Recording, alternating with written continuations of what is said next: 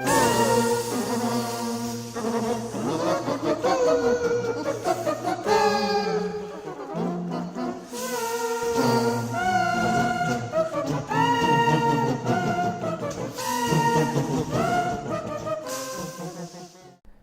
we have set up the solo variant for Village. You set it up just as you would a two-player game, except for a few small changes. Let's take a look at those changes.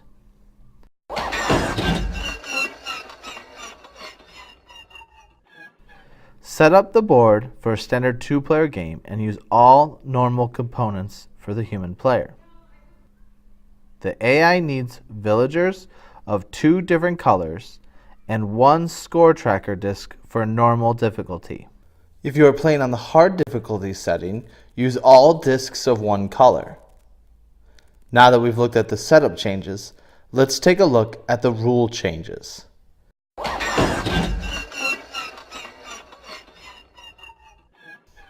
The human player is always first player and follows the normal rules of the game with a few exceptions. If the player chooses the market action space, he gets the first option to buy a tile. The AI will automatically take whatever tile has the most victory points from those remaining. The player then may choose to pay the normal fees to purchase the last tile. The AI will only take 1 tile, no matter how many player purchases. At the end of the market action, remove all remaining available market tiles from play, move the next 3 tiles in the queue into the market queue, and resupply the queue. When choosing to place a villager in the bag for the church action, place one of the AI's competition monks in as well. This competition monk can only be removed via a random draw during the mass. When performing the mass after paying for any player monks to be automatically chosen, if the player does not have a monk in the bag left, do not draw any further monks. If player monks remain in the bag, draw the remainder as normal. In either case, continue to the church placement and movement phase of the mass.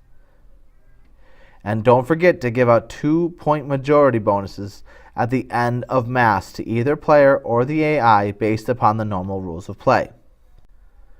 After the player's action, the AI will react by choosing the same colored cube beginning clockwise from where the player chose his action. For example, if the player takes a green cube from the family action space, the AI will first look for a green cube in the church action space. If none are available, it will look for a green cube in the craft action space, and so on, ending at the family space as its final chance for a green cube. Follow this pattern when the player takes a black cube as well. If there are no same colored cubes on the board, the AI will take the first black cube it comes to. If the AI is looking for a black cube and there are none, it will take the first cube of any color it comes to. If there is more than one option, the player may decide which cube to remove. All non-plague cubes go back to the general supply when chosen by the AI. Keep all plague cubes collected by the AI separate until it has collected 2 of them. For every 2 plague cubes the AI collects, 1 of its villagers will pass away. The villager will come from the AI supply, not from the board. The generation numbers on the AI's villagers have no bearing in this variant. Where the second plague cube is collected determines where to place the villager in the book. If the second cube is taken from the family or market action spaces, the AI's villager will be put into an unmarked grave. If it's taken from the harvest, place the AI's villager in the farmland section of the book. Remember to follow all the normal rules for a 2-player game to determine how many spaces are available in each section of the book and where the end game may be triggered early. Now, let's take a look at the actions the AI will take after removing a cube. If the action takes place in the family space, simply remove the cube the AI takes. No further action is needed. If the action takes place in the church and there's an AI monk in the church, move it forward one section.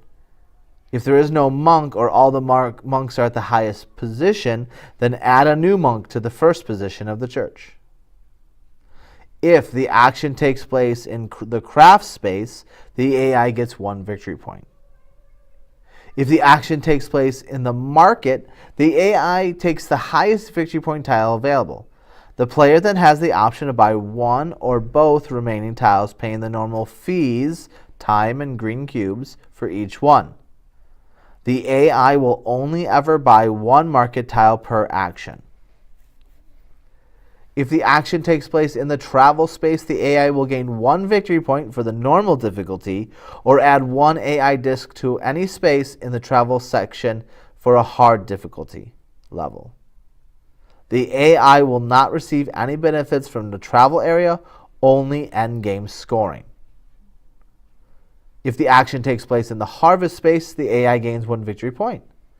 If the action takes place in the council space and the AI villager is in the council, move it forward 1 space. If there's no villager or all the villagers are at the highest position, then add a new villager to the first position in the council. Again, the AI will not receive any benefits from the council building, only endgame scoring. If the action takes place in the well, no further reactions are needed unless the player chose the market. If the player chooses the market action for the well, then follow the normal market rules list. Add up all the points per the normal rules of play, and the highest total wins. In case of a tie, the player with the most villagers in the book wins.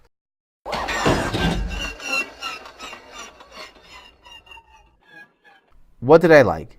Manipulating the cube choice for the AI is a huge part of your success in the variant, and I really enjoyed figuring out the sequence I need to remove cubes in order to ensure that the actions are available for me in the spaces that I need them, and that there are open spots in the town history book for me. I also like the ease of the AI's actions for each space.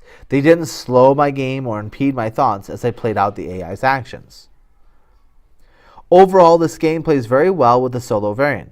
The same decisions that are there in the base game are there, along with some new decisions that need to be made in terms of manipulating the cube choice and the grave sites for the AI family members. It calls for special solo organization, so you don't need to separate the AI meeples from the discs each time you set up. But despite that, it sets up fast, it plays fast, and it's bound to hit the table often.